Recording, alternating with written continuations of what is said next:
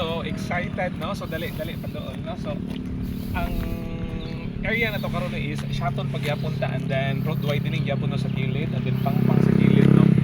And then natin makita, no? Ang curve road, natawag yung curve road. Bason ma-focus, no? And then nice kay lang taon, no? Nice kay ang view because naa siya yung sani. Kanang naa siya kanang mga coconut, no, gagaon sani kanang TikTok, no? And then nice kayo ang view sa ocean, okay? Natawa ninyo. Super wow, no? Hopefully na naklaro ninyo. Okay, so pa-travel na, no, padulong sa may Santa Catalina. Okay?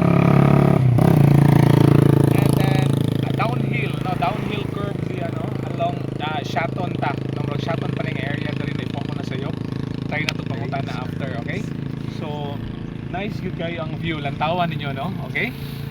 So hopefully naklaro. Okay, so travel destination natin is Basay. Okay, thank you Lord for safe travel. Bye bye, God bless everyone.